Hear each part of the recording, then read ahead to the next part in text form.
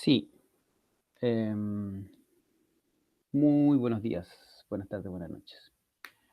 Como decía Christopher, parece, ¿no?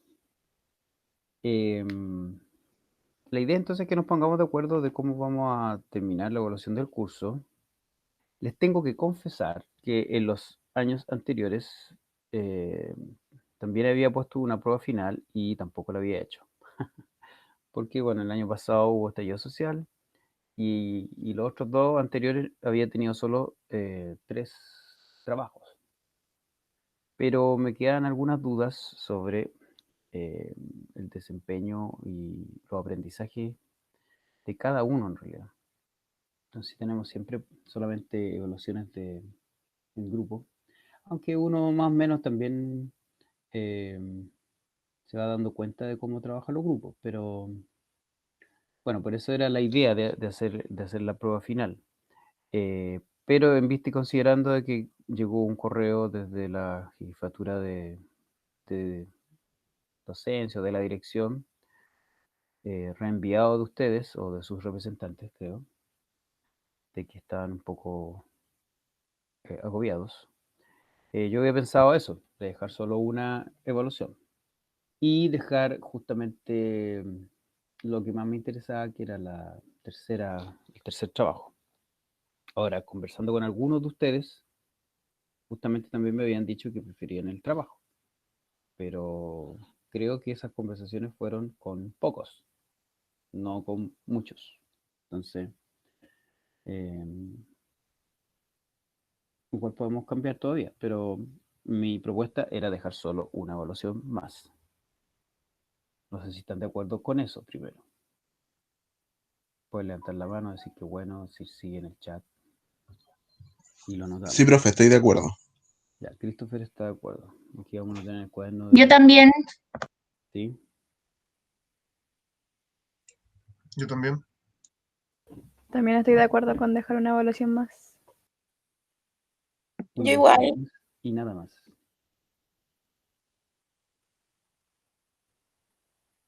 Ah, llegó Hugo, no lo había visto. ¿Qué tal?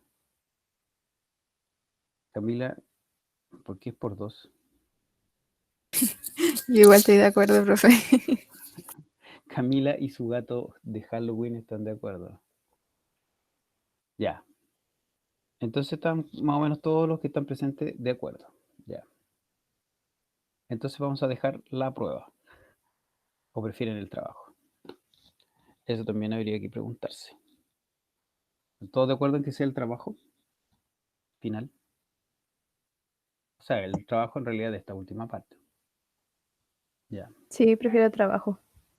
Sí, Prefiero el profe, trabajo igual prefiero trabajo. porque igual puede tener también algunas complicaciones, pues, pero...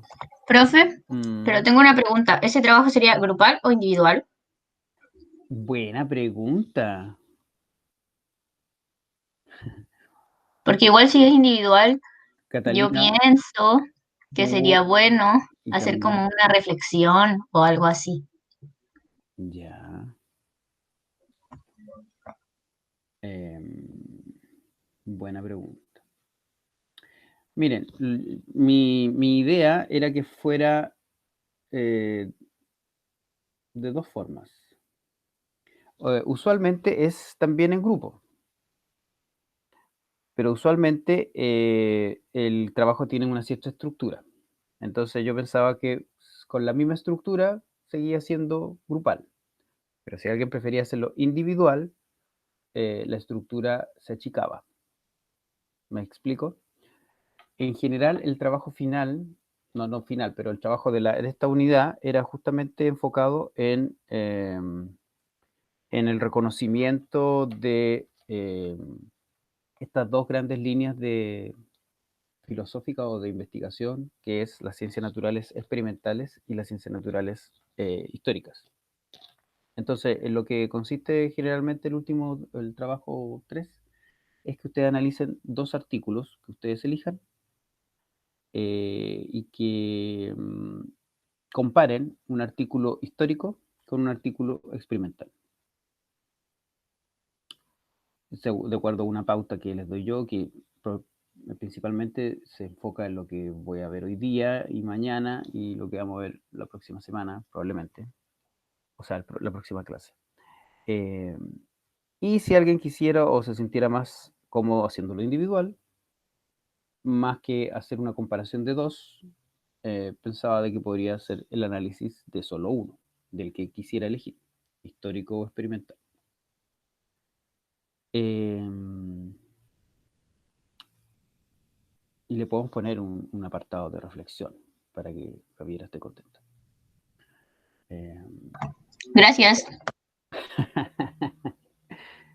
Eso, ¿ya?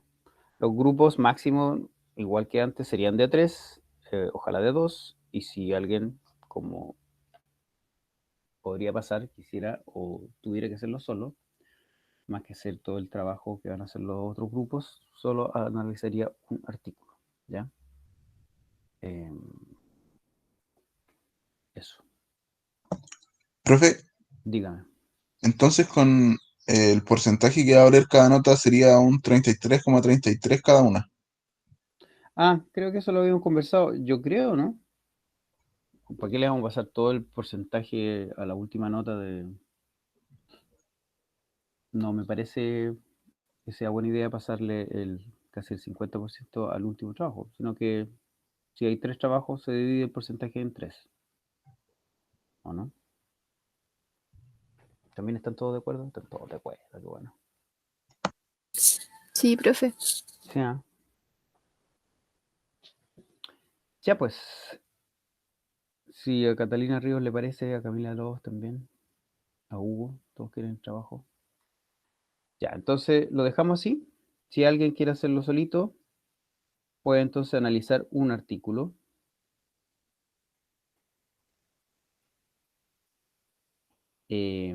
Pero, bueno, yo les voy a dar entonces esa pauta probablemente el jueves, ¿ya?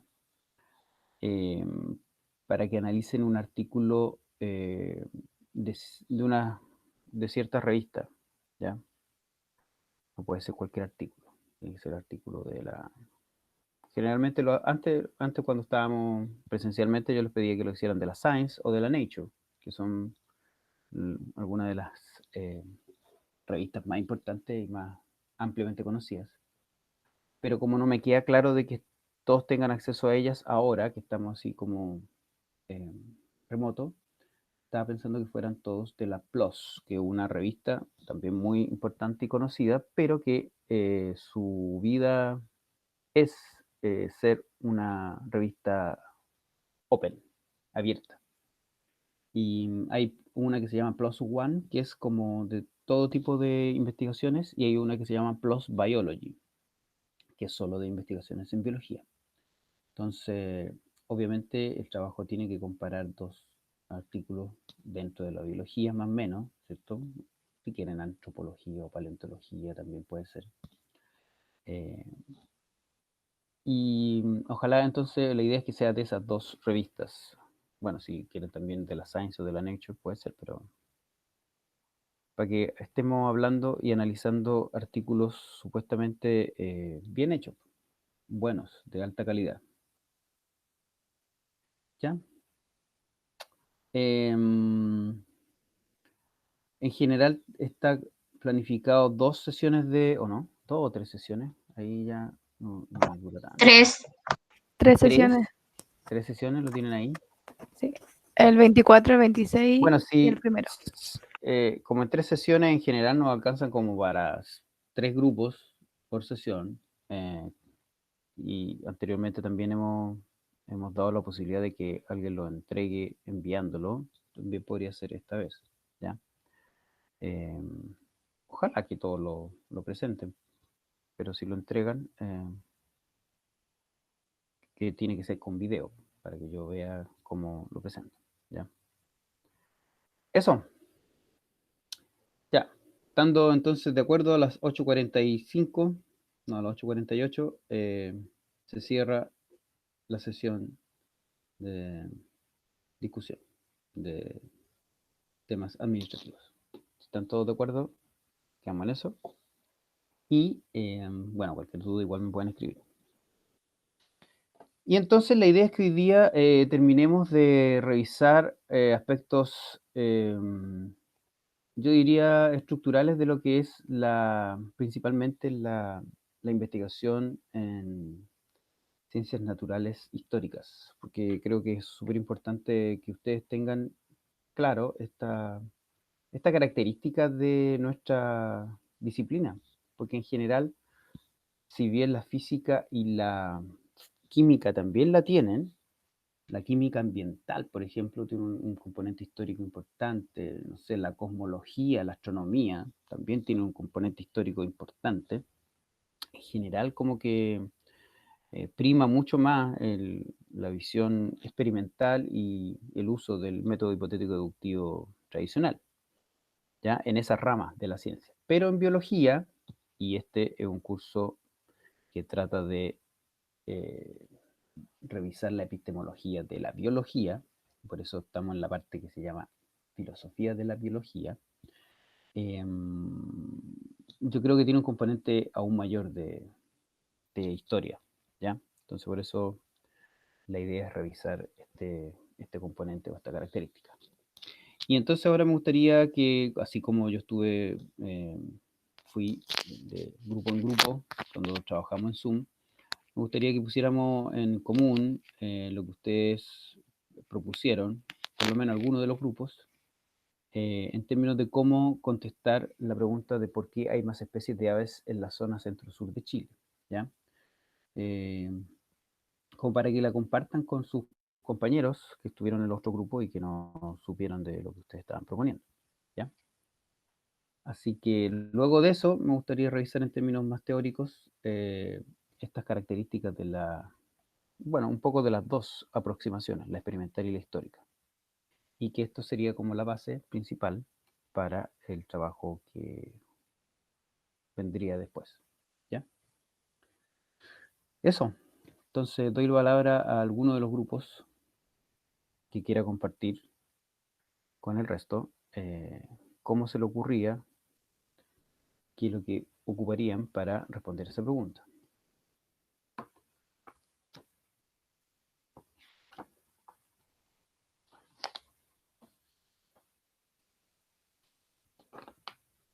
José Garcés dice que para este ejemplo, el método, usted dice el método hipotético deductivo clásico, el tradicional, José. Sí, a ver, explíqueme cómo.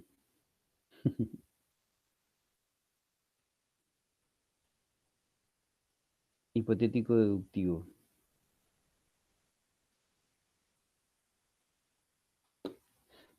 Porque el método hipotético deductivo clásico, si nos estamos refiriendo al tradicional o al estricto que habla Feisinger, eh, ya, exacto. ¿Y cómo harías una hipótesis experimental para poner a prueba eso? ¿Por qué hay más especies de aves en una zona geográfica de Chile? Mm, ¿Cuál podría ser el experimento? ¿Cómo podríamos hacerlo? Estamos todos expectantes esperando el experimento de José. ¿Mm?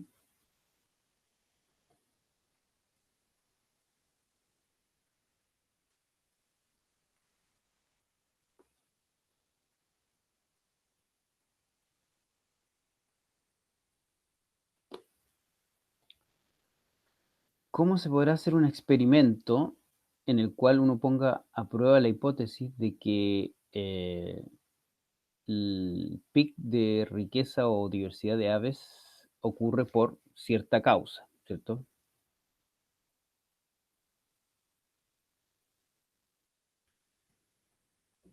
Ya, esa causa, dice José, está muy bien, que podría ser los recursos o el alimento.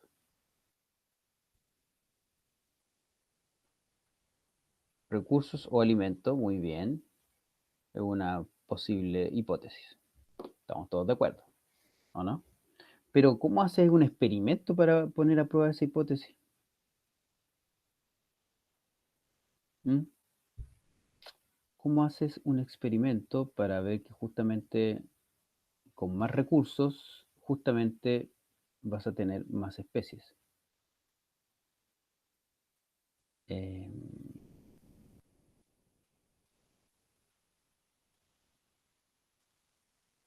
Ya.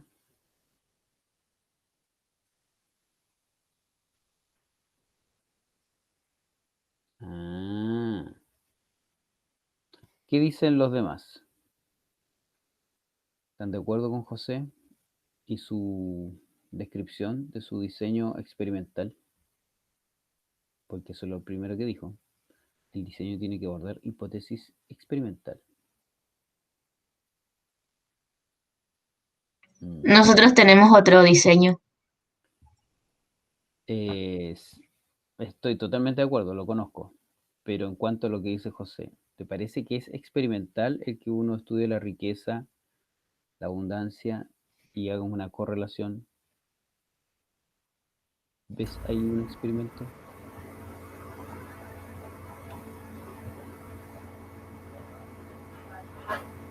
Por lo menos yo no. No Y parece tanto un experimento porque no hay un control de variables. Así, sí. claro, no se ve por lo menos que haya un control de variables. Ahora, no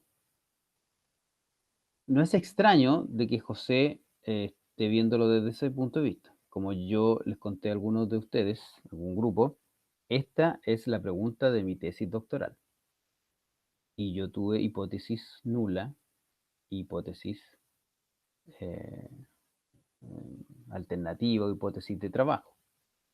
Por lo tanto, mi diseño parecía un diseño con el método hipotético deductivo tradicional.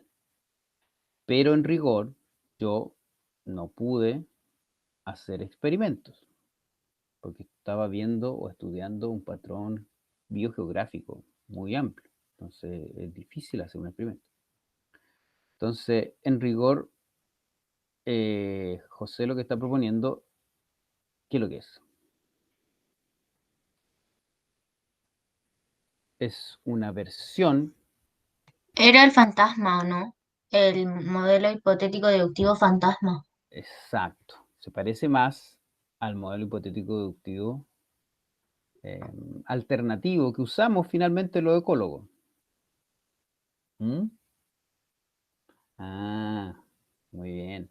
Porque por distintas razones uno lo ha usado y Peter Feisinger nos critica y nos propone otro modelo que es simplemente hacer indagación en términos de tener una pregunta y tratar de responderla. Pero cuando uno es un estudiante de doctorado en el año 2001, 2002, o sea, hace ya 20 años, hoy estoy viejo. Como que no había otra posibilidad que no presentar un diseño de método hipotético deductivo, ¿ya? Entonces, claro, si nosotros decimos de que ponemos a prueba esa hipótesis que es el alimento, y entonces lo que dice José que va a hacer es justamente ir a, por ejemplo, en cada uno de esos puntitos que se ve, que sabemos cuál es la riqueza, José podría ir a hacer un muestreo y ver cuál es la abundancia de alimento, por ejemplo. A lo mejor se puede enfocar de esos puntitos que hay ahí, que son el número de especies, a lo mejor se puede hacer un submuestreo de solamente las aves insectívoras, por ejemplo, y ver si es que si sigue dándose ese patrón y hacer un muestreo de la abundancia de insectos. Entonces, esa es una aproximación a tratar de responder esa pregunta a través de un método hipotético deductivo, más o menos eh, fantasma, por decirlo así. Pero ya con proponer eso, también le estamos incorporando algunas características de la otra metodología, que tiene más que ver con la metodología o la visión histórica. Así que le doy el pase al grupo de Javiera y Eileen y Catalina. O no, usted no era la histórica. Sí, usted era la histórica. Así que gracias, José. Una propuesta totalmente viable. De hecho, esa es la propuesta con la que yo saqué mi grado. Así que Está más que buena su propuesta, José. Pero hay que reconocer de que no es el método hipotético deductivo clásico. Profe, podemos presentar nuestro PPT, mini PPT, chiquitito. ¿En serio? Ya, pues, yo dejo de compartir. Déjeme de responderle a José, que está preguntando si el popperiano es más adecuado para experimentos en ecología. ¿Cómo podría ser un diseño? Es que, claro, en términos como... en el artículo de Peter Feisinger también sale algunos ejemplos. Cuando tú estás estudiando, por ejemplo, la ecofisiología, no sé si ustedes estuvieron en la charla un poco averiada, pero igual interesante, del Premio Nacional, Pancho, que me hizo clase a mí, cuando él nos mostraba sus trabajos, eran todos trabajos experimentales, pero Pancho justamente se preguntaba por cosas que tenían que ver con la ecología y la evolución de las especies. Entonces él decía, bueno, ¿cómo es que este ratón vive aquí en la cordillera si es que hay 3 meses donde está cubierto de nieve? ¿Cómo lo hace? ¿Cómo come? ¿Cómo hiberna? ¿Qué es lo que hace? Bueno, él lo que hacía era recolectar un grupo de ratones y se los llevaba para el laboratorio. Y en el laboratorio hacía experimentos. Y ahí él no podría decir que estaba usando el método hipotético deductivo popperiano más o menos tradicional. Tenía una hipótesis, la ponía a prueba a través de un experimento y veía qué es lo que le daba. Hoy día sí vamos a ver que tiene una debilidad eso.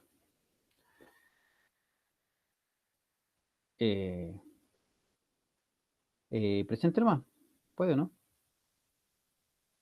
Entonces, claro, cuando estamos en ambientes más pequeños se pueden hacer experimentos en ecología, o digamos a escalas más pequeñas. Igual se pueden estudiar comunidades. Hay estudios más o menos terribles en términos éticos donde, por ejemplo, en pequeñas islas han matado a todos los insectos, por ejemplo, y han vuelto a ver cómo se recolonizan esas islas para ver la estructura comunitaria. Se ve. Sí, se ve muy bien. O lo último que quisiera, otro tipo de experimentos también son experimentos naturales. También en islas del Caribe, por ejemplo, cuando pasan estos tornados, sí, así se llaman, ¿no? Aparte de dejar desgracia, digamos, la población humana, también matan muchas veces todas las poblaciones de animales en pequeñas islas. Entonces hay investigadores muy, muy inteligentes o muy creativos que han usado eso como para estudiar justamente la colonización y la diversidad de pequeñas islas después de que vienen estas tormentas tropicales. ¿Ven? Se pueden hacer experimentos naturales. Dígame, grupo. Somos todos oídos y ojos. Ay, qué lindo. Ya, nosotros creemos que el método más adecuado para responder a la pregunta era el de las ciencias naturales e históricas. Porque generalmente las preguntas de las ciencias naturales responden al por qué. Entonces, punto a favor. Y además que la biología naturista considera el tiempo del organismo, como con su distribución y el fenotipo. Entonces, por eso sentimos que era lo más adecuado. Ya, y en base a eso propusimos 2 diseños. En base a la posición, que busca las explicaciones del pasado para fundamentar lo del presente. Entonces, ¿qué haríamos? A través, o sea, como en el espacio pasado, se buscaría información a ver cómo ha ido cambiando el clima en las regiones de Chile. Y se compararía con el presente, ya que en el presente, como podemos ver ahí en el gráfico, está en la parte centro-sur las condiciones óptimas. Y por eso, si hay condiciones óptimas, hay en ese rango está el mayor número de especies. Y eso también lo habíamos pensado como en comparar con, porque si está en rango óptimo, quiere decir que ahí, en ese ambiente, hay recursos disponibles, hay un hábitat adecuado. Entonces, como que nuestra idea era como ir al lugar como posible diseño y comprobar eso. Y como otro diseño, entonces, también habíamos pensado cómo abordar el origen o evolución del organismo y el cambio en el ambiente a través de la selección natural, porque si hay selección natural pueden haber dos cosas, o extinción o especiación. Entonces, pero no lo podríamos ver solamente con estas especies de aves, sino que tendríamos que, para comprobarlo, extrapolarlo a otra especie. Por ejemplo, no sé, unos roedores, y ahí lo comprobaríamos. Y ese es nuestro diseño, nuestros dos diseños. Ujú. Ok. Interesantes los diseños. ¿Alguien tiene algún comentario sobre el diseño del grupo de Eileen? ¿Les quedó claro el diseño? ¿O no les quedó muy claro? ¿O qué parte no les queda tan claro? Porque a mí hay una parte que no me queda tan claro, siendo muy interesante el diseño. A Hugo o a Camila, los que no están en ese grupo, a Felipe o a Christopher. ¿Tienen alguna duda del diseño? ¿Algo les parece que no queda tan claro? Eileen está ahí esperando su pregunta. Eileen, pero a mí, bueno, si nadie quiere preguntarle, pero creo que igual en el diseño se pierde dónde está la hipótesis, porque igual, en general, los diseños históricos de todas maneras tienen hipótesis. Entonces, ¿cuál es la hipótesis que guía finalmente cualquiera de los dos diseños? O cada uno de los diseños tiene una hipótesis diferente, eso como que no queda claro. No, creo que no buscamos hipótesis. Grupo, no me acuerdo. Apóyenme, por favor. No, creo que no tenemos hipótesis. Creo que no pensamos en la hipótesis. Pero No. los naturalistas históricos sí tienen hipótesis. Solo que es como una pseudo hipótesis. Bueno, porque ustedes están presentando esta metodología histórica. José nos mostró una posible metodología hipotética deductiva, digamos, fantasmas o... Tiene otro nombre, se me olvida siempre otro nombre que no es fantasma, pero que es más bonito. Pero también está el ciclo de indagación que propone Feisinger. Y ese ciclo de indagación no tiene hipótesis, ¿cierto? Entonces, si ustedes están proponiendo una metodología histórica, sí debería tener hipótesis, y de hecho lo que lo caracteriza es que tiene varias hipótesis muchas veces, porque es difícil casarse con una sola hipótesis cuando no voy a poder hacer un experimento que me la refute o confirme exactamente. Entonces, eso es una de las cosas que se podría aclarar o mejorar en ese diseño, pero me parece interesante las propuestas de justamente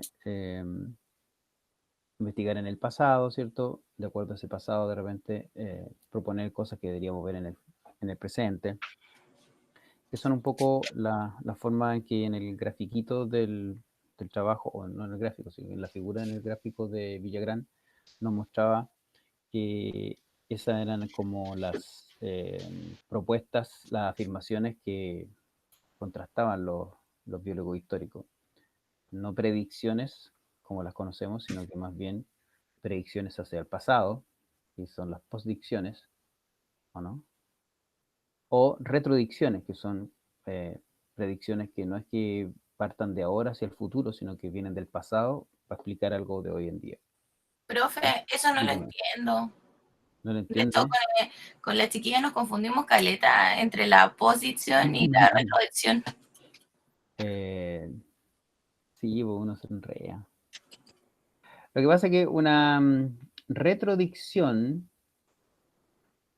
o sea, en rigor son todas predicciones, pero de repente, a lo mejor para no enredarse con los nombres, decirle a todo predicción no está tan malo, pero saber que la predicción original es la que va desde hoy hacia el futuro. Pero en estudios históricos, en general nunca pasa eso, no es que vaya de hoy hacia el futuro, porque la única forma que vaya para el futuro a un estudio es que yo lo manipule ahora o me siente a esperar así que pase el tiempo. pero como en general es mucho tiempo el que está comprometido, por ejemplo, en este estudio, lo que uno hace es una predicción, pero de cosas que se esperan hoy. Y esas cosas que se esperan hoy, por ejemplo, vienen del pasado. Una, en rigor, una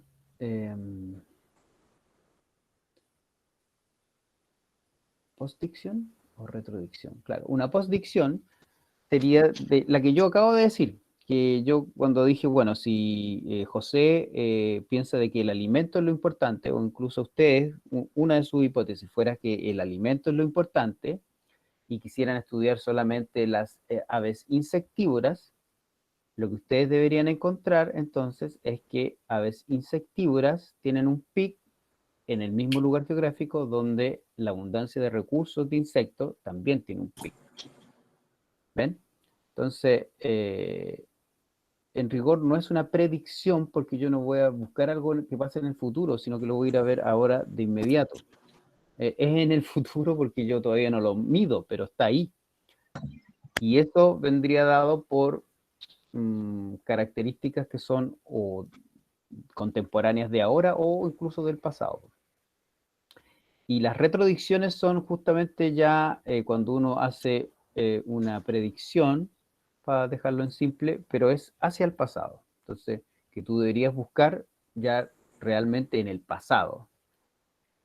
Y ahí también ustedes podrían hacer una retrodicción diciendo que, bueno, si este patrón es producto de los procesos de extinción y colonización, hacia el pasado yo debería ponerme la ropa de un paleontólogo aviar, ¿cierto? Un paleontólogo de aves, y la retrodicción más simple sería que yo en esos lugares donde no está el pic, a lo mejor para el norte y para el extremo sur, yo debería empezar a buscar fósiles de aves y debería encontrar muchos más ejemplos de fósiles de aves que los que debería encontrar en el centro. ¿Se entiende, no? La retrodicción, yo estoy prediciendo, pero no hacia el futuro con un experimento, sino que hacia el pasado y haciendo un estudio histórico, que voy a encontrar más especies extintas en esa área, porque por algún motivo, a lo mejor una glaciación en el sur o el desierto, la aparición del desierto en el norte, por alguna razón climática, hubo más extinciones en esos lugares que en el centro. Entonces, la posición es lo que pasa, o sea, como lo que se ve, lo que pasa ahora, o en el hoy. A Y partir, en la... a partir de datos actuales o del pasado. Ah, ya. Y la retrodicción, que en rigor, yo también me enredo a veces, entonces no es tan importante el nombre, Profe, pero en rigor hay como cosas que uno puede suponer o proponer hacia el pasado, hacia hoy mismo y hacia el futuro. Cuando realmente son para el futuro, son predicciones. Cuando son hacia el hoy, son postdicciones. Y cuando son hacia el pasado real, son retrodicciones. ¿Sí? Lo que pasa es que uno hace eso todo el rato, pero no le pone otro nombre. Lo mismo que hizo José para seguir tomando su ejemplo y lo que hice yo en mi tesis doctoral, yo no le puse que eran postdicciones, ni retrodicciones, ni no sé cuánto, pero yo hice predicciones que no eran con experimentos hacia el futuro, sino que eran cosas que yo esperaba y que simplemente fui a observar o a obtener datos del presente. ¿Mm? Eso. Están todos calladitos, así como que... Se le está fundiendo, se le está derritiendo el cerebro a todo, ¿no? Es que a uno le pasa eso cuando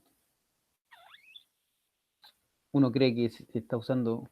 A uno le cuesta tanto entender un poco el método científico para que después venga el curso de epistemología y diga que no está usando, que nunca ha usado el método científico.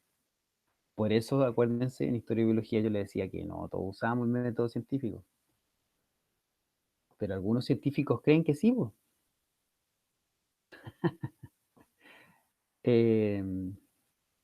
Algunos científicos, ahora, haciendo una reflexión así como justamente pedagógica, didáctica o con todo, epistemológica, ¿entienden por qué justamente hay algunos que pensamos que justamente no hay un solo método científico, mientras que hay otros que creen que sí hay un solo método científico?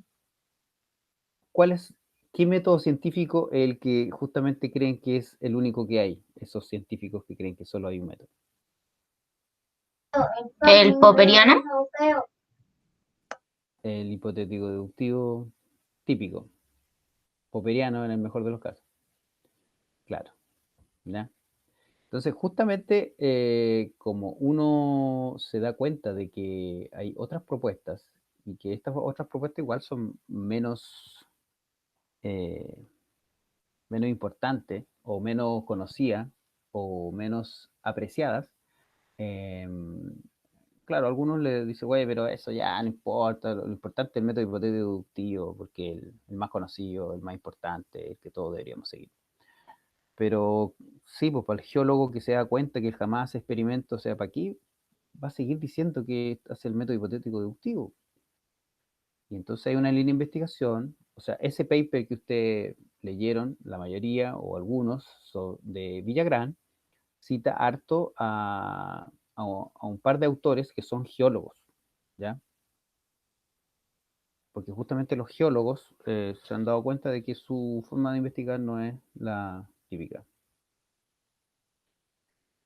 Dice Felipe que debe ser que creen que el método científico tiene submétodos o los demás están dentro como derivados.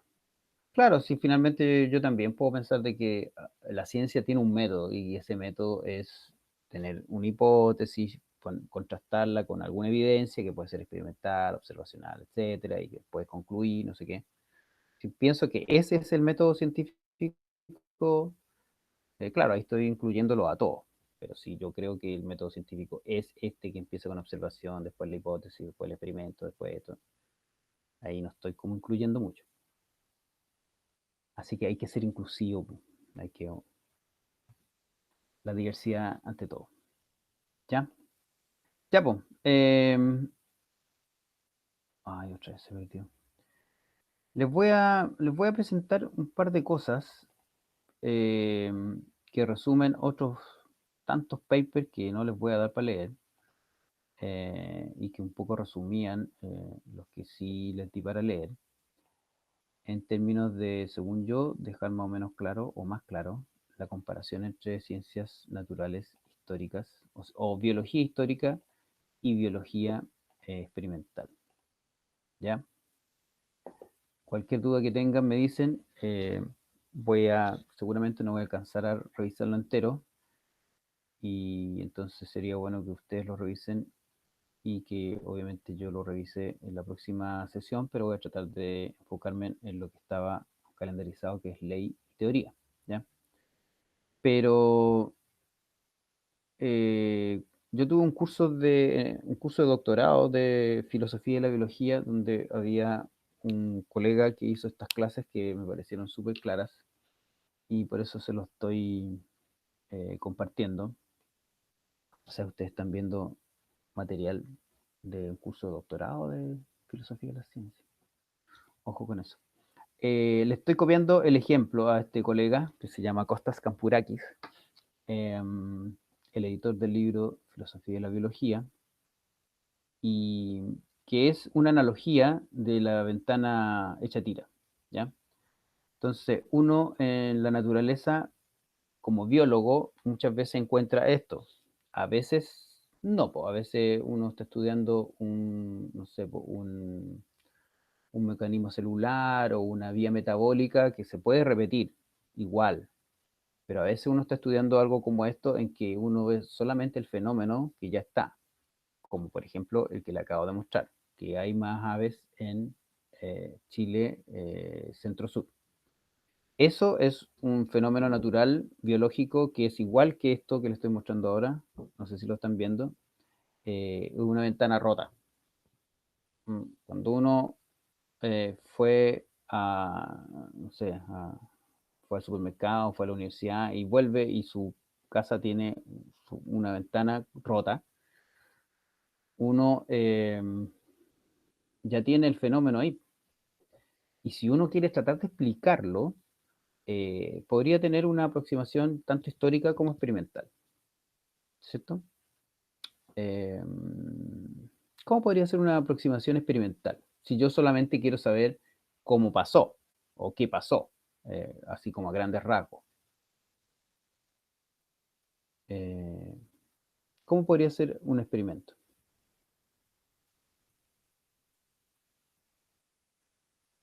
Para más o menos saber qué pasó, qué fue lo que generó ese vidrio roto en mi casa. ¿Qué podría ser? ¿Cómo podría ser un experimento?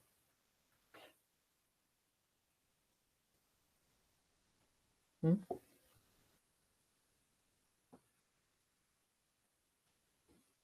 ¿Alguna idea? Yo tengo una, pero es como estúpida. ¿Cuál sería?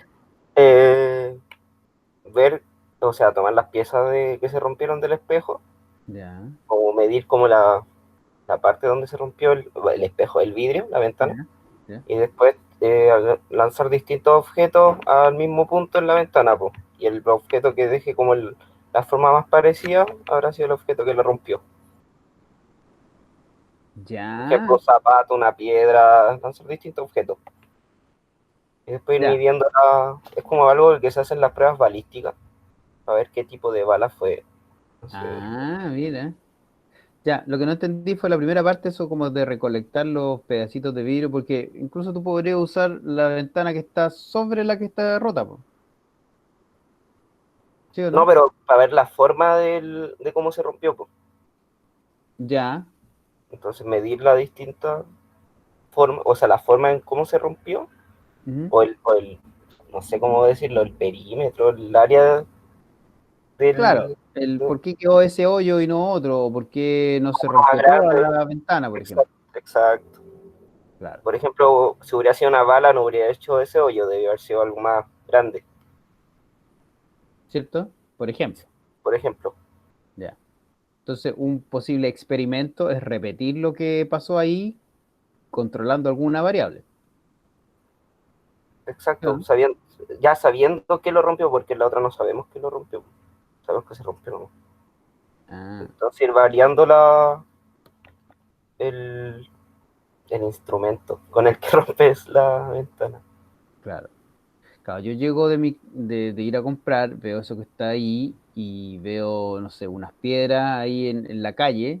Yo lo primero que puedo inferir es que fue un piedrazo, pero a lo mejor eso que estamos viendo es como en el octavo piso.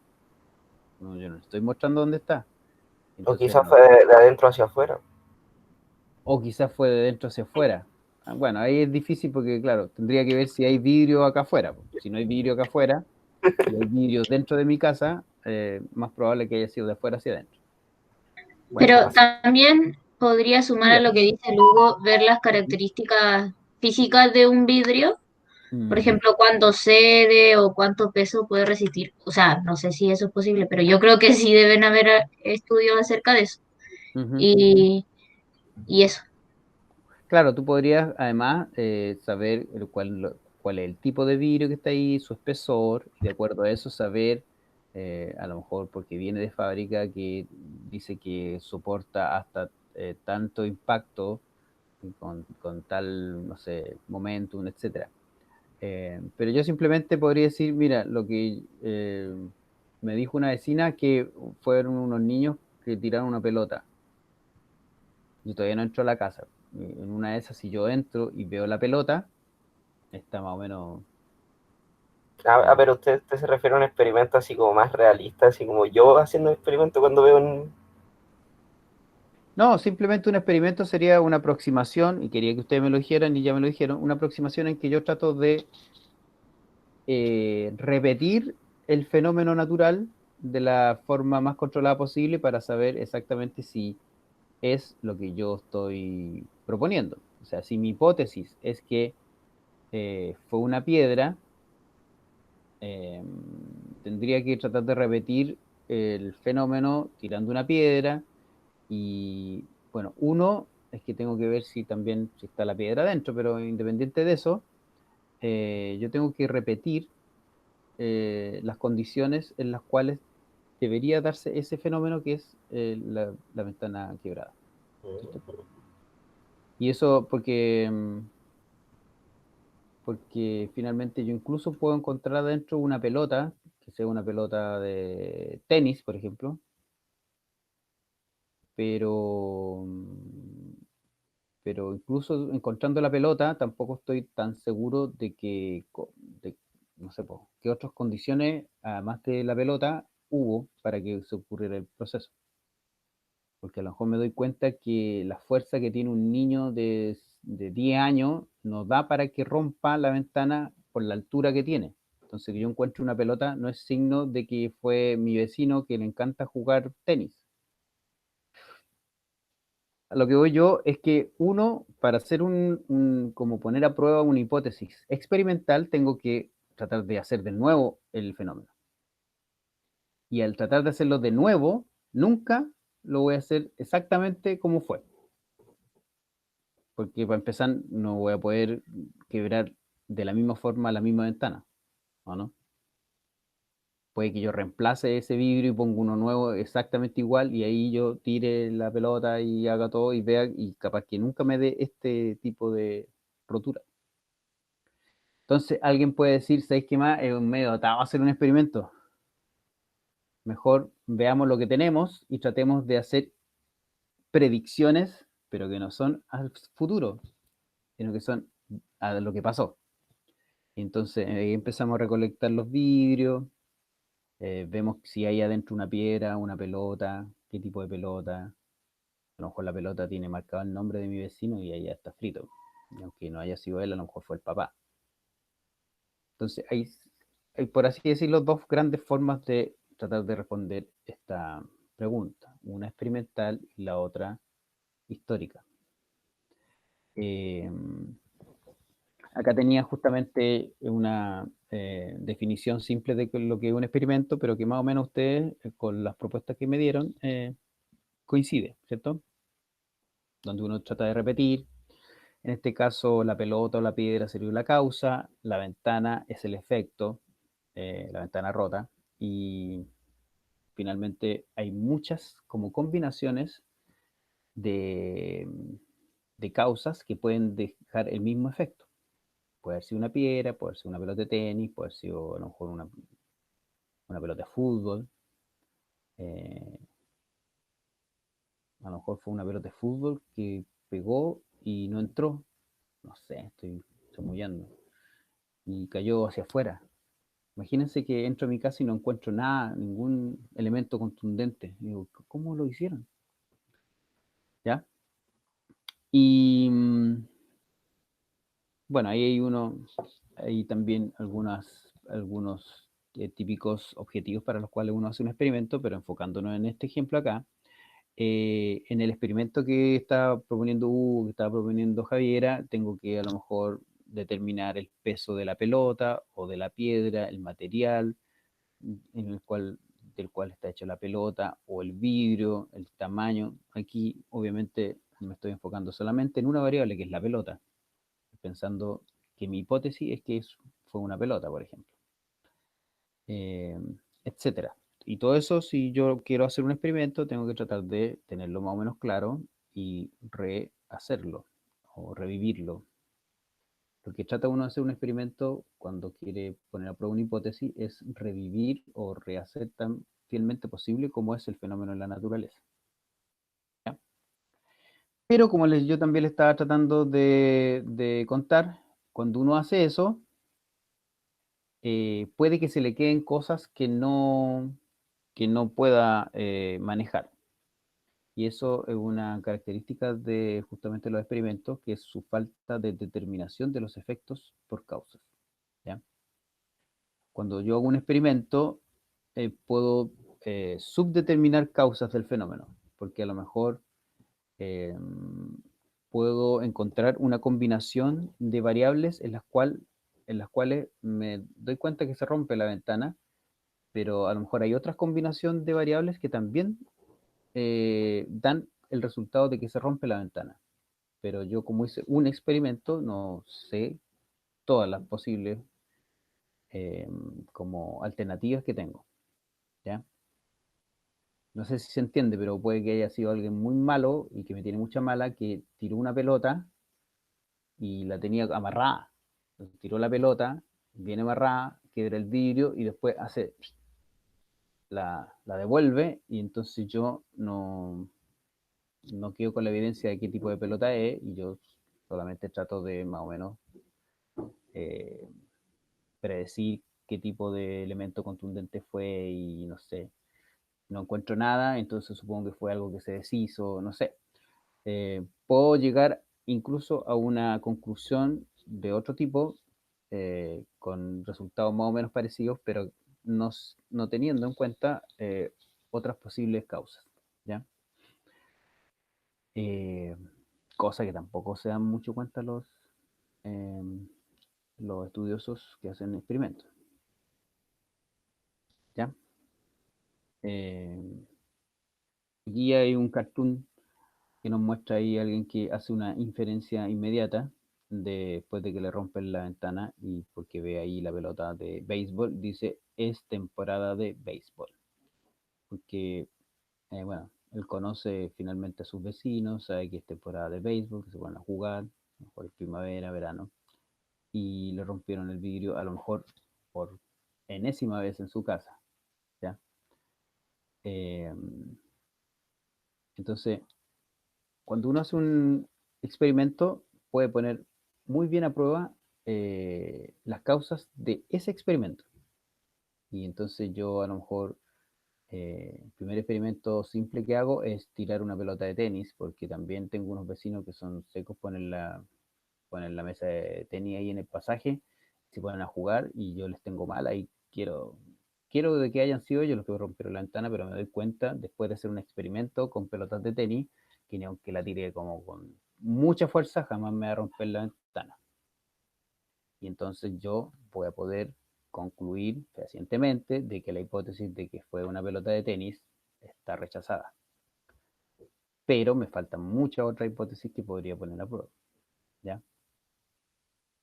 Entonces, eso es como los pros y los contras de hacer experimentos. Obviamente que uno espera de que el experimento me lleve a la respuesta, y generalmente lo hace. Eh, eh, y para terminar, creo que nos quedan 4 minutos, pero solo para terminar, igual queda un poco más de presentación, pero se la subo, se las dejo, y el jueves podemos retomarla. Pero por otro lado, está la visión de no hacer el experimento, sino que uno empiece, como decía también Hugo, buscar las evidencias que quedan, ¿cierto? Los pedazos dispersos de vidrio, encuentro una pelota de algún tipo en el piso de mi casa, y a lo mejor yo digo, con eso ya estoy claro, fue mi vecino que le gusta jugar tenis y se acabó. Eh, ¿Ya? Entonces, porque ahí dice que uno no necesita cada pieza de vidrio para reconstruirlo, basta con saber que hay pedazos de vidrio dentro de mi casa para saber que fue de afuera hacia adentro, y total tengo la pelota, o sea, ya tengo casi todo. Eh, entonces, las diversas combinaciones de rastros de un evento pasado son individualmente suficientes para inferir su ocurrencia, según algún supuesto teórico. Lo que es difícil muchas veces es encontrarlo, y eso le pasa a los paleontólogos, que no encuentran muchas veces los fósiles. Pero en este caso yo podría pensar que si encuentro vidrio dentro de mi casa y encuentro una pelota de tenis, yo le echo la culpa de inmediato a mi vecino, que es el vecino que yo sé que juega tenis. Pero a lo mejor no fue él, a lo mejor él está jugando tenis, la pelota le cayó a alguien en la cabeza, esa persona se enojó, que era un transeúnte, y llegó y se la tiró a mi vecino, y, y no le dio, y le dio a mi ventana. ¿Se dan cuenta, no? Entonces yo, incluso teniendo justamente ciertas evidencias que me pueden llevar hacia una hipótesis de que fue mi vecino el que me rompió la ventana, puedo también no estar eh, achuntándole. Eh, Eso. Entonces, en general, uno puede llegar a la respuesta del por qué ocurren los fenómenos naturales, ya sea por experimentos y ya sea por una reconstrucción histórica en base a las evidencias que encuentro, pero ambas tienen problemas. En una, yo encuentro una causa y en realidad puede que me falten otras causas cuando hago un experimento puntual. Y cuando hago una reconstrucción histórica, a lo mejor estoy poniéndole mucho también, porque aquí estoy asumiendo o estoy infiriendo de que fue mi vecino, pero en realidad no necesariamente fue él. Tengo la pelota, tengo su pelota incluso, que a lo mejor dice su nombre, y tengo los vidrios, pero a lo mejor justo no la tiró él, sino que fue alguien más. Entonces, en ese otro caso yo estoy como asumiendo demasiado conclusiones en base a esta evidencia, y en la otra, eh, cuando hago un experimento generalmente asumo muy poco. O sea, me quedo exactamente con lo que encuentro, pero no sé el resto de condiciones como estaban. Eso. El jueves entonces terminamos de revisar algunas otras cosas de este PPT, que solamente es para profundizar esta diferenciación entre ciencias naturales o biología experimental y biología o ciencias naturales históricas. ¿Ya? Eso. Voy a tratar de traerle entonces también la pauta del trabajo final. ¿Ya? Si Ya, no hay profe. dudas, voy a dejar de Ya, compartir profe. y voy a dejar de grabar. Chau. Profe, una